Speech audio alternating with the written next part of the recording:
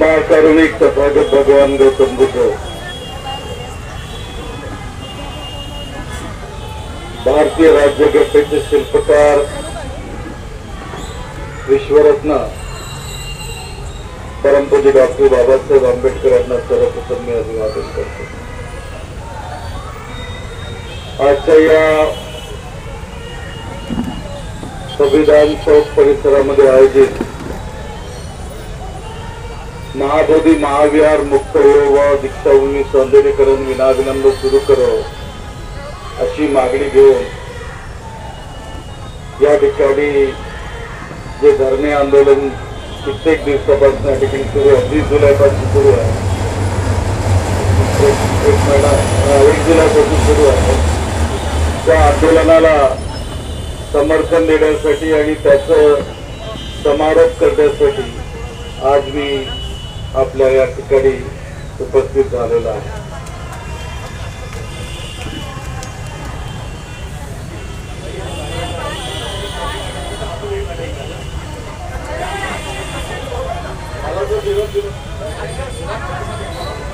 मला आज सकाळी माझ्याकडे डॉक्टर सुजित बागडे साहेबांचा फोन आला आणि त्यांनी सांगितलं की भाऊ, संविधान चौकामध्ये बरेच दिवसापासून आंदोलन सुरू आहे आणि बहुतेक आज त्याचा समारोप होईल, म्हणून तुम्ही त्या ठिकाणी गेलं पाहिजे।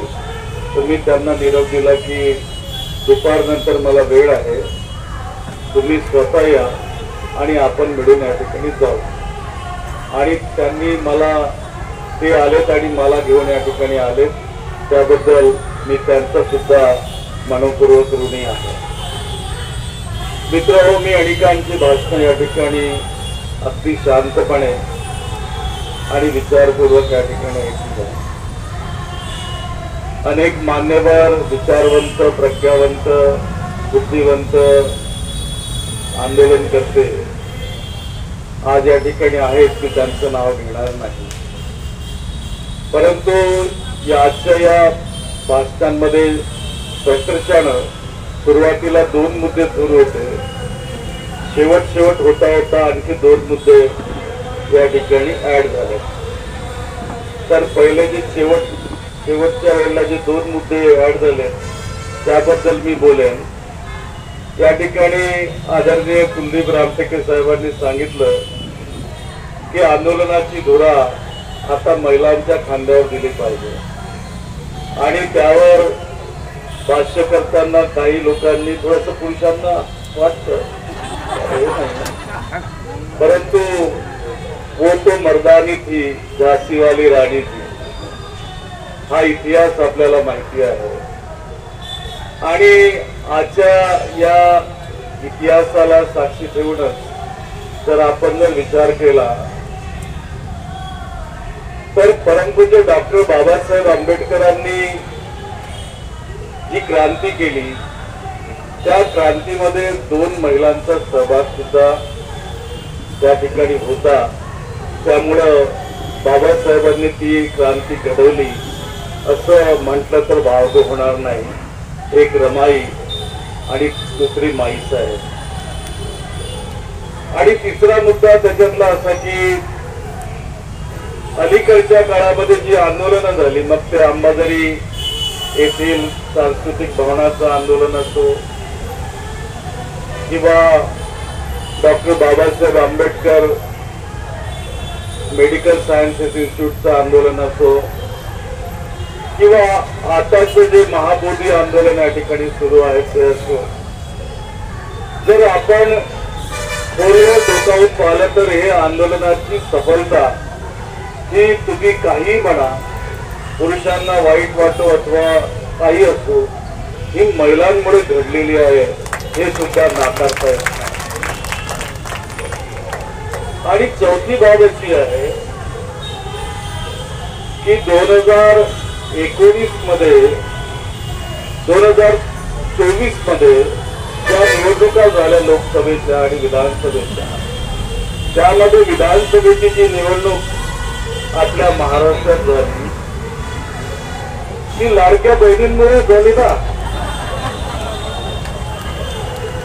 त्यामुळं तुम्ही आता ते काही म्हणा तिकडं, ठीक आहे, काही पुरुषांच्या खिशामध्ये काही पैसे आले त्यावर थोडस खडखड आहे, परंतु ज्याला इतिहास माहिती आहे तो तिथायच करू शकतो असं बाबासाहेब म्हणाले. परंतु होतं काय की जो कधी वर्गणी देत नाही तो मात्र तुमच्या आंदोलनाच्या अकाउंटचा हिशोब विचारत असतो. तर असे अनेक दाखले या ठिकाणी आहेत, असं मी त्याच्यात खोलात जाणार नाही. जन सुरक्षा कायद्यावर या ठिकाणी मत मांडण्यात आलं आणि विधानसभेमध्ये विरोधी पक्षांनी आपली भूमिका स्पष्ट केली नाही आणि कमी पडले असं त्या ठिकाणी सांगण्यात आलं. यात फारसं तथ्य नाही, कारण विरोधी पक्ष मुळामध्ये 288 मध्ये फक्त 44-45 एवढाच आणि म्हणजे 50-50% तथ्यही आहे, तथ्य नाही आहे. जे लोक त्या सिलेक्ट कमिटीमध्ये होते, तुम्हाला माहिती आहे सिलेक्ट कमिटी कशी असते. त्या सिलेक्ट कमिटीमध्ये सर्व पक्षाचे नेते असतात, आमच्याही पक्षाचे होते आणि ते त्यामध्ये गेल्यानंतर त्यांनी त्या ठिकाणी जे काही मतं मांडली ती मतं सभागृहात दिली सांगितली जात नाही आणि ते बिल त्या ठिकाणी पुन्हा आलं. परंतु मी त्या ठिकाणी माझं मत मांडलेलं आहे, मी तुम्हाला स्पष्टपणे या ठिकाणी सांगतो. आणि तुम्ही जे मुद्दे मांडले ते मुद्दे मी त्या ठिकाणी अर्बन नक्षल बद्दल मांडले. खऱ्या अर्थामध्ये या ठिकाणी आता शेवटी जे बोलत मला वाटतं संतोष राऊत ना, सिद्धार्थ राऊत, त्यांनी म्हटलं की समाजाने विचार करायला पाहिजे. आपण आयसोलेशन मध्ये हळूहळू ढकलले जात आहोत याचा विचार निश्चितपणे झाला पाहिजे आणि तो जर विचार आपण करणार नाही तर आपल्यावरती दबाव तो वाढत चालला आहे. त्यामध्ये परभणीची केस जी आहे सूर्यवंशींची हा मोठा दाखला त्या ठिकाणी सगळ्यात मोठा की कशा पद्धतीनं त्याच्यावरती अन्याय करण्यात आला आणि जेव्हा राज्याचा मुख्यमंत्री विधानसभेमध्ये त्यावर भाष्य करताना सपशेल खोटं बोलत असेल आणि सभागृहाची दिशाभूल करत असेल तर आपण काय समजलं पाहिजे हा विचार झाला पाहिजे. या ठिकाणी एक गोष्ट आपण मात्र लक्षात घ्या की अख्ख्या महाराष्ट्रामध्ये गेल्या 1960 नंतरच समजा ना, 1960 ला जेव्हा महाराष्ट्राची स्थापना झाली तेव्हापासून आतापर्यंत जितके आंदोलन झाले असतील त्यामध्ये त्या सर्व आंदोलनामध्ये मोठा वाटा जर कुणाचा होता तर ते दलित समाजाचा आणि बौद्ध समाजाचा राहिला. तर त्यामुळे जे आंदोलनकारी आहेत, जे आक्रमक आहेत, अशा समाजाचं मुस्कटदाबी कशी करायची या संबंधीचे प्रयत्न जे चालले त्याच्यातनं हा कायदा आला असं म्हणायला फार त्या ठिकाणी स्कोप आहे आणि ते मान्यही केलं पाहिजे. कारण जेव्हा जेव्हा आता या ठिकाणी बोललोच आपण की आम्हाला कुठलीही गोष्ट सहजासहजी मिळालेली नाही, बाबासाहेबांनाही मिळालेली नव्हती आणि जेव्हा पाणीच पाजू शकत नव्हते लोक तर तुम्हाला न्याय कसं देणार. आणि आजही देशामध्ये जेव्हा अन्याय या ठिकाणी होतो आहे अशा वेळेला तुमच्या सुरक्षेचा विषय येत नाही, तुमच्या प्रश्नांना न्याय देण्याचा प्रश्न येत नाही. या ठिकाणी सामाजिक न्यायाची लढाई इजेड खोबराकडे मागील कित्येक वर्षापासून लढताय. मुख्यमंत्र्यांकडे गेले, अनेक मंत्र्यांकडे गेले, प्रेझेंटेशन दिलं, मांडलं, पण गाव तुम्ही कधी विचारलं त्यांना गाव साहेब तुम्हाला न्याय मिळालाय का? तर त्यांच्या स्मित हास्यामध्ये हे न्याय दडलेला आहे असं म्हटलं तर वावगं ठरणार नाही. असं मुद्दा या ठिकाणी मला सांगावंसं वाटतं की अनेकांचे भावनिक संबंध दीक्षाभूमीचे आहेत, माझेही आहेत. होऊ शकते थोडेफार जास्त माझे असतील, कारण गेल्या 39 वर्षापासून सातत्यानं दीक्षाभूमीच्या परिसरामध्ये संकल्पच्या नावावर मी त्या ठिकाणी काम करतो आहे. त्यामुळे साहजिक आहे की माझे संबंध त्या ठिकाणी खूप महत्वाचे आणि घट्ट आहेत. जे काही त्या ठिकाणी होत आहे त्यावर बोलताना एवढंच म्हटलं पाहिजे या ठिकाणी की आम्हाला दीक्षाभूमी आमची श्रद्धास्थळ आहे, आमच्या मुक्तीचं स्थान आहे. आणि बाबासाहेबांनी जे 14 ऑक्टोबर 1956 ला केलं ते पवित्र कुंकुड ज्याला म्हणू, इथेच आम्ही घेतली नवी आमची जन्मघटना जी घडवली. तर सौंदर्य झाले तर ते आदराचं स्थान आमचं आहे आणि त्यामुळं त्याची या ठिकाणी सुरक्षा झाली पाहिजे, संरक्षण झालं पाहिजे. कुत्र्यांना शेड मिळतं, पार्किंगला जागा मिळते, पण धम्मभक्तांसाठी नाही एकही छाया. हीच का बाबासाहेबांची भारत माता. जगाने जरा का झाला तेवढे गाफील आता. तर अशा पद्धतीनं जर आपण विचार केला तर दीक्षाभूमीच्या बद्दल सुद्धा बरेच काही करता येणं शक्य आहे. शेवटी काही लोकांनी म्हटलं इथं ते राज्यकर्ते काही कामाचे नसतात, काही त्यांचं काही होत नाही. पण दीक्षाभूमी त्या ठिकाणी जी उभी आहे त्या ठिकाणी राज्यकर्त्यांचाच हातभार लागला होता हे विसरता कामा नये. त्यामुळे आताही त्या ठिकाणी निधी जो उपलब्ध आहे त्यावर बोलताना कुठेतरी या ठिकाणी मला वाटतं कुलदीपच म्हणाले, मी विधानसभेत अनेकदा ते प्रश्न उचलून ते धरलेत आणि आताही धरतो आहे. 2 गोष्टी मी आपल्याला सांगू इच्छितो. आयटीआय परिसरामध्ये जे शौचालय आणि इतर बाबी आपल्या धम्मचक्र प्रवर्तन वर्धापन दिनाच्या निमित्तानं घडत असतात, त्याच्या पाठीमागे माझी भूमिका राहिलेली आहे. दीक्षाभूमी मॅनेजमेंटची नव्हती. कधीही दीक्षाभूमी मॅनेजमेंटमुळे सरकार त्या ठिकाणी उतरली नव्हती, फार त्रास जात होता. आणि जेव्हा धम्मचक्र प्रवर्तन दिवस कार्यक्रम संपून जायचा आणि त्या ठिकाणी दुर्गंधी पसरायची, वृत्तपत्रामध्ये रकाडे यायचे त्यावेळेला, ते दिवस आम्ही बघितलेले आहे. आणि ते सगळे घेऊन बाबासाहेब केदार जेव्हा पालकमंत्री होते त्यांच्याशी माझं भांडण झालं की कुंभमेळ्यासाठी नाशिकला तुम्ही पूर्ण पैसे देता, तिथली महानगरपालिका काम करते, मग इथं का तुमची सरकार झोपली राहते का? कोण जबाबदारी घेणार? तुम्ही सांगा की दुर्गंधी जी होते या ठिकाणी ती दुर्गंधी आम्हा लोकांमुळे ना तुमच्या मुळे त्या ठिकाणी झालाय, कारण सरकार त्या ठिकाणी काय करत नाही म्हणून. आणि त्यातनं दीक्षाभूमी धम्मचक्र प्रवर्तन वर्धापन दिनासाठी नियोजन समिती तयार झाली आणि पालकमंत्र्यांच्या अध्यक्षतेखाली दरवर्षाला बैठका होतात, त्याचं नियोजन होतं, त्यासाठी निधी दिला जातो आणि त्याच्यातनं त्या इतर सर्व व्यवस्था केल्या जातात. तर ते एक आहे आणि त्याच्यामुळं एक तेवढंच खरं आहे की मेट्रोचं हेडक्वार्टर त्या ठिकाणी का केलं गेलं त्याचा इतिहास मला माहिती आहे. जी शंका तुमची आहे ती खरी आहे, कारण त्यावेळेला त्या ठिकाणी नादुरुस्त झालेले सरकारी मोटर वाहने हे ठेवण्याची ती जागा होती आणि त्या जागेवर दीक्षाभूमी स्मारक समितीचा डोळा होता आणि त्यांना ती मिळाली पाहिजे अशी मागणी आपल्या समाजाच्या लोकांनी शासन दरबारी मांडली होती. त्याला विरोध करून त्यांनी ते त्या ठिकाणी केलं होतं. आता जमिनीची आवश्यकता, अंडरग्राउंड पार्किंगच्या बद्दल तर काही बोललंच नाही पाहिजे.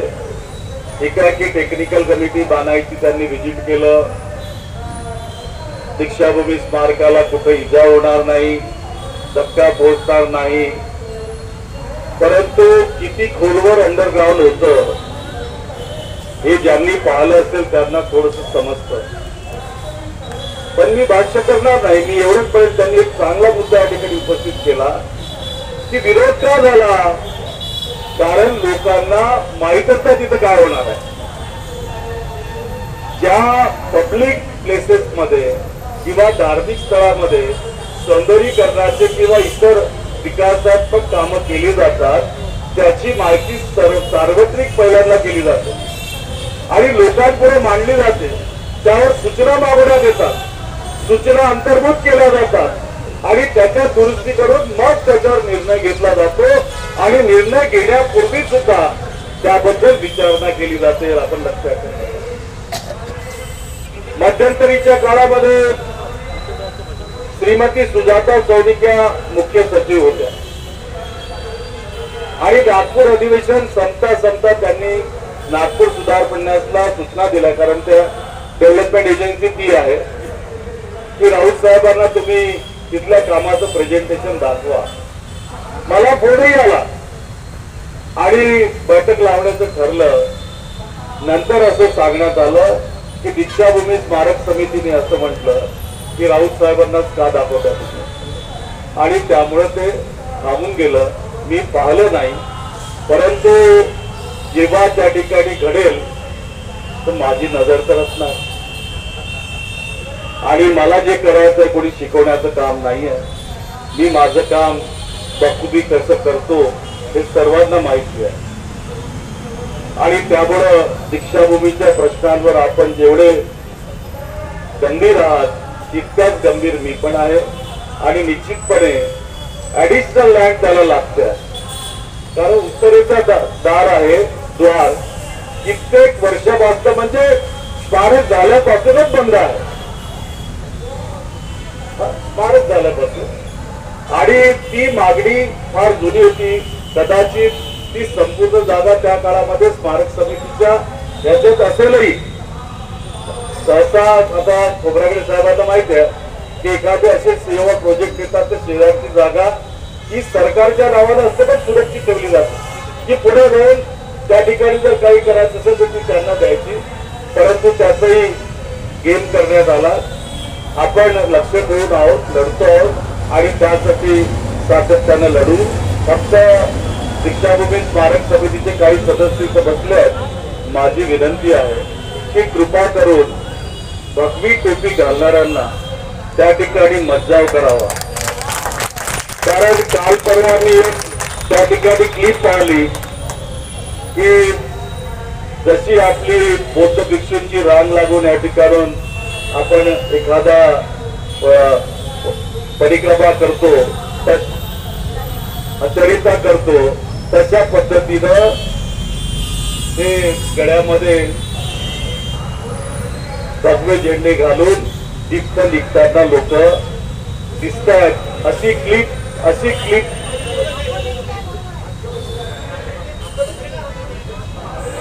वर्ष कोणतं आहे हा महत्वाचा भाग नाही आहे सर. तुम्ही please please please please please please हा या ठिकाणी चर्चेचा विषय नाही आहे, वाद निर्माण करण्याचा विषय नाही, काळजी घेण्याचा विषय आहे. काळजी घेण्याचा विषय आहे.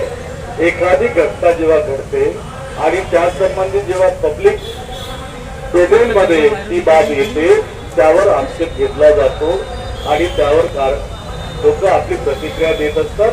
त्याबद्दल मी या ठिकाणी विनंती करतो आहे, आपण जे काही करायचं निश्चितपणे करा. गुपचूपपणे अनेक गोष्टी चाललेल्या असतात आणि चालू आहेत, त्यात मी काही बोलणार नाही. परंतु सरकार आता त्यांची आहे, आपणही काय करणार. सरकारकडे प्रत्येकाला गेलं पाहिजे. मी पण मध्यंतरी जाऊन आलो मुख्यमंत्र्यांकडे काही कामानिमित्त, लोकप्रतिनिधी या नात्याने मी त्याच्यावर बोलणार आहे. तर असो, दीक्षाभूमी स्मारकाच्या बद्दल सौंदर्यीकरण निश्चितपणे या ठिकाणी होईल. दीक्षाभूमी व्यवस्थापन समिती याची सगळ्यांचा घेईल हा विश्वास या ठिकाणी मी बाळगतो. पुढला प्रश्न बोधगयाचा. आता असं आहे की ज्या वेळेला 1986 ला दीक्षाभूमी परिसरामध्ये मी संकल्प स्थापना करून काम सुरू केलं आणि 1990 ला परंतु डॉक्टर बाबासाहेब आंबेडकरांची जन्मशताब्दी लागली आणि कोणीही कार्यक्रम घ्यायला या ठिकाणी तयार नव्हता. आपण कार्यक्रम घेतला आणि कस्तुरबा पार्कवर त्यावेळेला 2.5-3 लाख बौद्ध समाजाचे लोक डोक्यावरती तथागत भगवान गौतम बुद्धाची मूर्ती घेऊन त्या ठिकाणी आले होते. हा सुद्धा एक इतिहास आहे. आणि ती बातमी जेव्हा इतर राज्यामध्ये पोहोचली तर तत्कालीन आंध्र प्रदेशातनं काही लोक पदमधारी नागार्जुन सुरेश देसाईंना भेटायला आले आणि पंतजी माझ्याकडे आले. त्यांना घेऊन त्यांनी सांगितलं की हैदराबादच्या हुसेन सागर मध्ये तथागत भगवान बुद्धाची 250 फुटाची मूर्ती ही पाण्यात पडलेली आहे सागरामध्ये. तर ती सरकार तिथली ती मूर्ती काढत नाही. त्यामुळे तुम्ही त्या ठिकाणी या आणि आंदोलन करा. तर पूज्य बनतेजींसोबत संकल्पची पूर्ण टीम विथ फायनान्स तनमन धनाने आम्ही त्या ठिकाणी गेलो. 40 दिवस आंदोलन झालं आणि त्या 40 दिवसामध्ये तत्कालीन प्रधानमंत्री नरसिंहराव यांना घेराव घालण्यात आला आणि त्यांच्या माध्यमातून नेव्हीला बोलवून ती मूर्ती काढण्यात आली. म्हणून हुसेन सागर मध्ये ती मूर्ती आपल्याला दिसते आहे. आणि ते झाल्यानंतर इंदिरा बुद्धविहारामध्ये एक बैठक बोलावण्यात आली आणि त्या बैठकीमध्ये अनेक विषयावर समाजाच्या चर्चा होत असताना त्या काळामध्ये बदन संघरक्षित मी कदाचित नाव विसरत नाही हे बोधगयाला गेले होते आणि त्यांनी त्या ठिकाणी त्या पारमिता ज्या बनवण्यात आल्या होत्या त्यावर आंदोलन केलं होतं. काहीतरी कारण भासलं होतं आणि हिंदूंचं या ठिकाणी काही काम नाही असं आंदोलन केलं होतं. तर ते गृहीत धरून त्या बैठकीमध्ये बोधगयाचं आंदोलन करावं म्हणून निर्णय घेण्यात आला. पुन्हा पदंत आर्य नागार्जुन सुरेश देसाई यांच्या अध्यक्षतेखाली त्या ठिकाणी महाविहार मुक्ती आंदोलन समिती झाली ज्याचा राष्ट्रीय सचिव मी होतो, जनरल सेक्रेटरी होतो. 7 वर्ष सातत्यानं बोधगयेमध्ये जाऊन नागपूरवरून आंदोलन केलेलं आहे आणि त्यात आपले अनेक सदस्य त्या ठिकाणी त्या मॅनेजमेंट कमिटीमध्ये गेले आणि तिथला एक जो कार्यकर्ता मी तयार केला होता कालीचरण तो नंतर तिथं विधायक आमदार पण झाला आणि मंत्री पण झाला. असं झालंय की त्या ठिकाणी पण 7 वर्षानंतर जेव्हा एक ऍक्सिडेंट आमचा झाला, असिस्टंट कमिशनर गजबीर साहेब यांची पत्नी ऑन स्पॉट डेथ झाली, तिची त्याचा हात कापला गेला, तेव्हापासून मी आंदोलन पासून फारकत घेतली होती. पण आज त्यावेळेला सोशल मीडिया नव्हती आणि सोशल मीडिया नसल्यामुळं जगभर याचा प्रचार प्रसार झाला नाही. तरी अमेरिकेच्या न्यूयॉर्क टाइम्स मध्ये आणि लंडनच्या अनेक वृत्तपत्रामध्ये त्यावेळेला बातम्या आल्या होत्या. परंतु जसं वज्रयान आणि हिमयान आणि इतर ज्या बाबी आहेत त्या लक्षात घेऊन आपल्या इकडच्या बौद्धांसोबत जुडायला इतर लोक त्यावेळेला तयार नव्हते आणि त्यामुळं त्या आंदोलनामध्ये थोडस आम्ही मागे पडलो. पण त्याची परिस्थिती अशी झाली की बिहार सरकार तयार झालं होतं ऍक्ट आणायला. लालू प्रसादचे मुख्यमंत्री होते आणि त्यानंतर आंदोलन थांबलं आणि 2012 मध्ये शंकर सुरेश देसाईंनी सुप्रीम कोर्टामध्ये केस दाखल केली. तिथं मी सुद्धा एक इंटरव्ह्यूअर आहे बरं का. असं नाही लोकांना वाटत असेल की नितीन राऊत काहीच तर मी पण एक आहे त्याच्यामध्ये. आणि त्यामुळं आता ती केस लागली. आज सकाळी माझ्याकडे त्यांच्या इकडचे काही लोक आले आणि त्यांनी सांगितलं की सिनियर काउन्सिल करण्याची आवश्यकता आहे.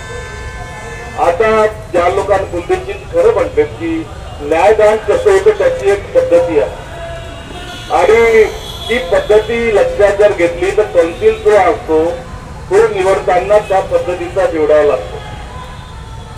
निश्चितपणे त्यावर चर्चा करून काय मार्ग काढता येईल आमचं चाललेलं आहे. या 2-4-5 दिवसामध्ये कदाचित दिल्ली वारी होईल आणि त्याच्यातनं आम्ही मार्ग काढण्याचा प्रयत्न करू आणि काहीतरी त्या ठिकाणी निघण्यासारखं त्या ठिकाणी आमच्या लक्षात येईल. तर एक खरं आहे की या ठिकाणी म्हटलं जातं की हजारों साल जो बौद्ध स्तर कैद में था, अब जागा जमाना मंदिर नहीं बौद्ध विहार चाहिए. आणि हे मांडत असताना स्मिता जी आणि आगलावे सरांनी या ठिकाणी सांगितलं की अनेक आर्टिकल्स त्या ठिकाणी आर्टिकल 13 तर सांगतं या ठिकाणी की जेव्हा संविधान एखाद्या देशाचं लागू होतं तर तत्पूर्वी असलेले जे कायदे असतात ते त्यावेळेला त्या ज्या तरतुदी असतात त्या निरस्त करण्यात येतात. आणि स्मिता बोलत असताना बोलल्यात की कलम 25, कलम 26, 14 आणि 15 बद्दल आपण बोललात, पण 29 मध्ये सुद्धा अल्पसंख्याकांच्या हिताचं संरक्षण आहे. आणि या कायद्यांवर मी जास्त न बोलता एवढंच सांगेन की मध्यंतरी बहुतेक तक्षशिला माझ्यासोबत होत्या. माननीय मुख्यमंत्री महाराष्ट्राची त्यांची भेट घेतली. आम्ही त्यांना निवेदन दिलं आणि निवेदन देऊन त्यांना विनंती केली की आपण माननीय पंतप्रधानांना पत्र लिहा आणि पत्र लिहून त्यांना आमच्या भावना कळवा, कारण महाराष्ट्रात बौद्ध समाज मोठ्या प्रमाणात आहे आणि असं असताना आपण त्या ठिकाणी पुढाकार घेऊन आमच्या भावना त्या ठिकाणी मांडा आणि ही महाराष्ट्राच्या बौद्धांची मागणी असं सांगा. कारण जे आजपर्यंत आम्ही अनुभवलं ते अनुभवात आपण आम्ही तुम्हाला हे मागतो की ना हम मांगते तेरा ताज बस दे दो बुद्ध का राज, ना मांगते तेरा ताज बस दे दो बुद्ध का राज, 1000 मंदिरें बन जाए पर एक विहार भी हमारा हो, जहाँ हो शांती करुणा समता का स्वरूप सारा स्वरूप. अशा पद्धतीनं त्या ठिकाणी मांडण्याचं काम आम्ही त्या ठिकाणी केलं. तत्पूर्वी महाराष्ट्राच्या विधानसभेमध्ये 2दा त्या मुद्द्याला उचलण्याचं काम करून न्याय मागण्याची प्रक्रिया सुद्धा मी राबवली आहे. आणि म्हणून जाता जाता एवढंच सांगेन की इतिहास जर घडवायचा असेल तर आमच्यामध्ये एकजूट असली पाहिजे. राजकीय पक्ष सोडावं, राजकीय पक्ष आपल्या वेगळ्या पद्धतीने काम करतात, परंतु राजकारणात एक असाही असतं की सत्ता पक्षाच्या विरुद्ध जर तुम्हाला जायचं असेल तर विरोधी पक्षाची मदत तुम्हाला घ्यावीच लागते, ती तुम्ही काढू शकत नाही. आणि त्यामुळे माझी विनंती अशी राहणार आहे की राजकारण बाजूला ठेवून जे लोक आमच्या सोबत येत असतील, आमच्या प्रश्नांना न्याय मिळवून देऊ इच्छित असतील, त्यांची मदत आम्ही घेतली पाहिजे आणि ती घेतल्याशिवाय ते शक्य नाही. म्हणून एवढंच त्या ठिकाणी जाता जाता म्हणेल आणि शुभकामना देईल आपल्याला. या लढ्यामध्ये मी आपल्या सर्वांच्या सोबत आहे. तुम्ही म्हणाल तरी आहे, नाही म्हणाल तरी आहे.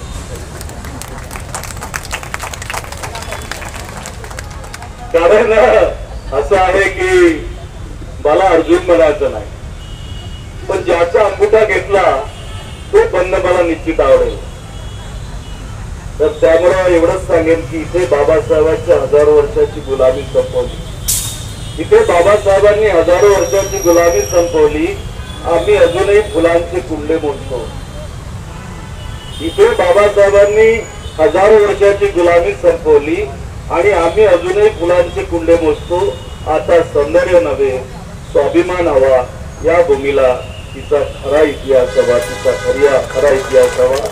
म्हणून आपण सर्वांनी संघटितपणे एकत्र येऊन खांद्याला खांदा लावून या लढ्यात सम्मिलित व्हावं आणि न्यायदानाच्या प्रक्रियेमध्ये आपला सहभाग नोंदवावा ही विनंती करतो. आणि बराच माझा अंत पाहला त्याच्याबद्दल धन्यवाद देतो.